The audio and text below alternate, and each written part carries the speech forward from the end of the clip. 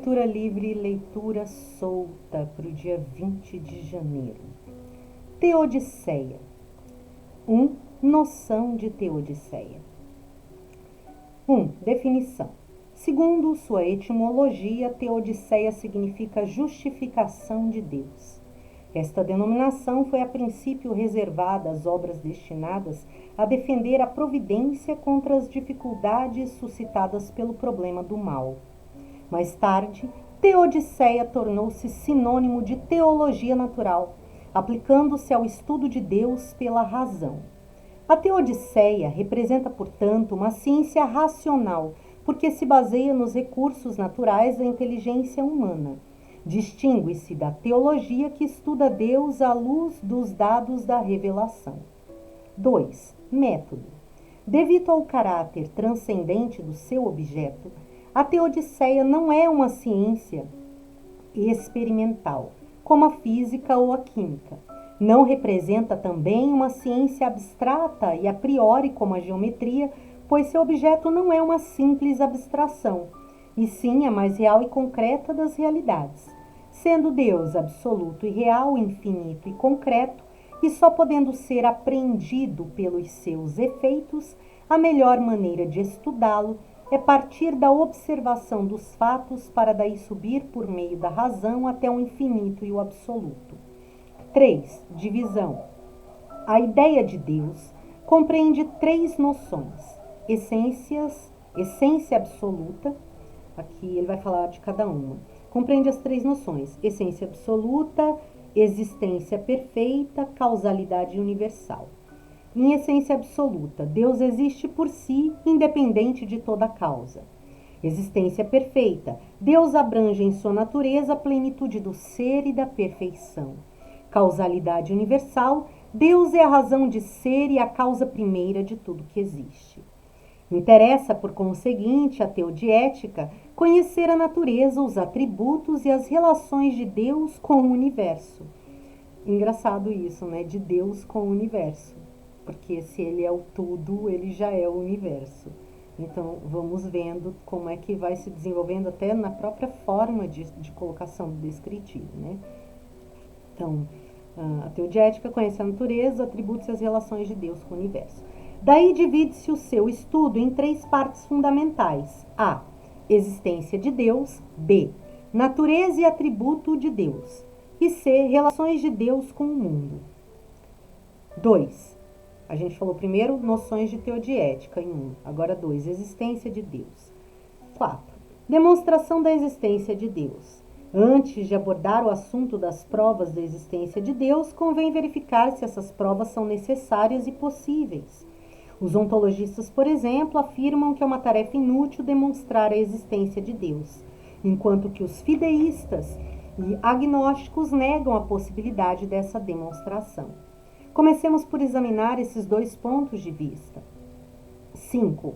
O argumento ontológico. Os ontologistas proclamam que não é necessário demonstrar a existência de Deus, pois, na sua opinião, a existência de Deus é evidente por si mesma e que não se demonstra evidência. Certos ontologistas, Malebranche e Gilbert, admitem que temos a intuição de Deus na intuição do ser universal, donde o nome de ontologismo conferido a essa doutrina. Outros, Santo Anselmo e Descartes, se limitam a afirmar que a existência de Deus é evidente a priori, bastando para isso compreender o que significa a palavra Deus.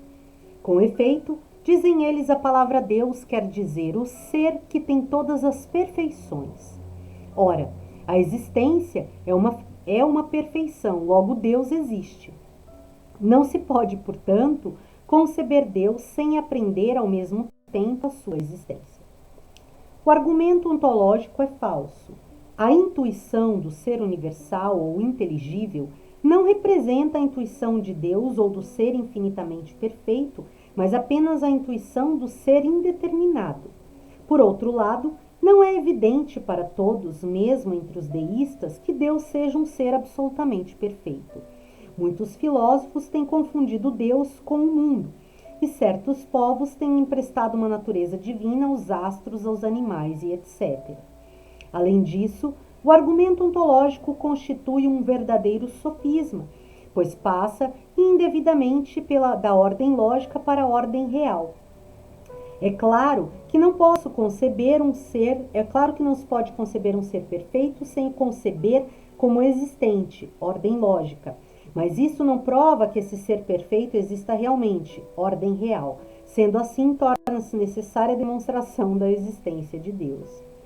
Percebam-se a ideia, né, que tem assim, aqui o Deus, ele está dissociado do tudo, apesar de ter indicativos em todos os textos que o Deus deveria ser a representação do tudo.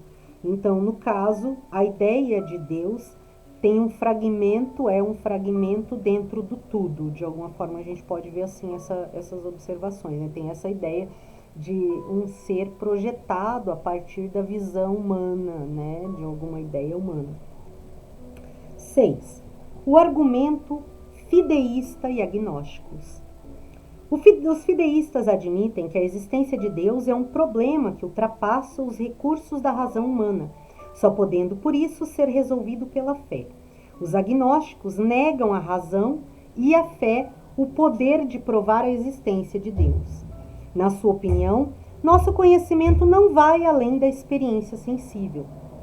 Logo, tudo que transcende o plano dos sentidos é inacessível ao conhecimento humano e, portanto, indemonstrável. É o caso da existência de Deus. Ora, como mostra Santo Tomás, nosso conhecimento de Deus tem realmente uma origem sensível, pois parte dos efeitos sensíveis do poder divino. Sob esse aspecto, não podemos ter um conhecimento perfeito de Deus, pois não existe nenhuma proporção entre a natureza divina e suas obras sensíveis, mas a demonstração fornecida por essas obras nos permite conhecer Deus como causa das mesmas. Por conseguinte, ao contrário do que supõem os fideístas e agnósticos, a inteligência humana, partindo dos efeitos sensíveis, pode elevar-se por meio do raciocínio até a natureza e atributos da causa primeira da realidade universal. 7.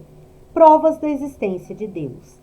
Dividem-se as provas da existência de Deus em provas metafísicas e provas morais, conforme partem da realidade objetiva do universo ou da realidade moral.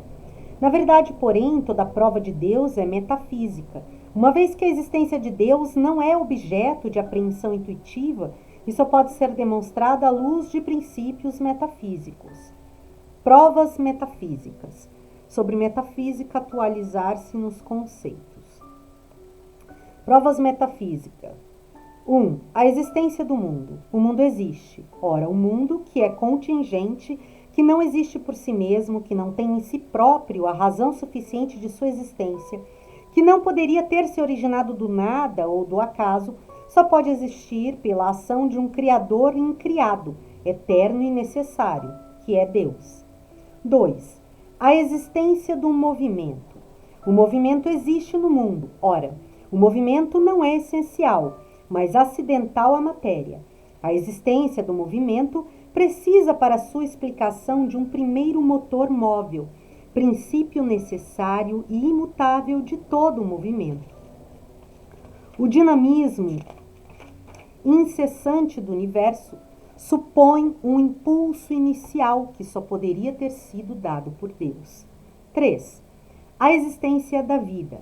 A vida existe sobre a Terra. Ora, a Terra não tendo possuído sempre seres vivos, como provam as observações geológicas, a vida só podendo originar-se da vida, como atestam as experiências biológicas, os seres vivos só podendo gerar semelhantes a si mesmos, como explicar a existência da vida em todos os seus graus, sem a intervenção de um poder superior às forças da matéria, de um ser criador transcendente, enfim, de Deus. Nesse conceito a gente já vê que ele é bastante materialista, né? Bastante materialista. Ele vai considerar bem a questão do que é palpável, só do que é visível. Não tem dentro dessas observações, essas primeiras que estão no terceiro ponto, e está dentro de provas metafísicas, que hoje nos estudos de metafísica já tem. Aqui não tem essa questão da consideração do que a gente vamos falar em termos de vibração. Em outros termos perceptivos, né? Mas lá no micro do microcosmos, né? Aqui ainda não tem essa observância, não tem essa consideração. E nesse terceiro é bastante materialista. 4. A existência da ordem do universo. Todo o efeito em que se verifica a escolha dos meios adequados para atingir um fim supõe uma causa inteligente. Toda ordem implica uma razão ordenadora. Ora, no universo, quer no seu conjunto ou nas suas partes, quer na sua natureza física, orgânica ou psíquica, vamos encontrar uma coordenação harmoniosa e perfeita de meios e de fins. Logo, a existência da ordem no universo prova a existência de um ordenador perfeito, de uma causa infinitamente sábia, que é Deus. Então, aqui eu vou ler até aqui, ele colocou, tem mais tópicos, né, que ele vai falar ainda de provas morais, consentimento universal, mérito e demérito, existência da lei moral, isso já tem um olhar que dá para identificar termos culturais de período misturado com questões atemporais. Nesses 3 trechos, onde ele vai pôr dentro de provas metafísicas, a existência do mundo, a existência do movimento, a existência da vida e a existência da ordem do universo. Nesse quarto, na existência da ordem do universo, ele já está um pouco atualizado aqui, de acordo com essa questão do que se descobre, né, de novo na física, né, de que tem um observador, então, aquela ideia de que muito se discute na questão das leis da física quântica. Aqui, enquanto que nesse pequeno trecho, a existência do mundo, a existência do movimento, a existência da vida, também a gente vê como indicativos quando vai estudar pelas questões físicas, só que o descritivo aqui embaixo, ele ainda está bem longe do que se coloca hoje, né? Ele ainda está bem dentro de uma questão extremamente racionalizada, mesmo quando fala do que é subjetivo, né? Tentando racionalizar o subjetivo. Uma questão, ele vai falar aqui uma questão racionalizada, uma questão do subjetivo. Ele fala também de uma forma racionalizada, mesmo quando ele vai falar do que é subjetivo, do que seria o que está dentro de uma questão da percepção, de um sensório, de um sentido, de alguma forma que a gente tem que ter, quando ele falou lá antes, a experimentação, né, de algum tipo de experiência que vai além do que é só o que a nossa matéria percebe. Apesar de ele ter esse indicativo, a forma como é descrito ainda mostra meio que um movimento de racionalização em cima disso. Então fala-se da experimentação, mas não tem-se claramente uma ideia, um movimento de experimentação, né, que no que a gente tiver atualizado mais hoje, que inclui todas aquelas questões universalistas e física quântica, já tem muitas observâncias novas, e isso dá para ver até na forma da colocação, né, até na forma que é escrito, na forma que é pontuado, no tipo de palavra que se usa, né, no tipo de expressão, e na tentativa mais dedicada de tentar falar daquilo que não é palpável e da exigência maior que acaba se tendo ali na leitura, para ter que se ler além das palavras, para conseguir chegar no entendimento disso que aqui vai falar que é experimentativo, mas que está sendo observado de uma forma muito racionalizada, no sentido que fica distante disso que se supõe que seria necessário dentro do processo. Então fica esse para o dia 20 de janeiro.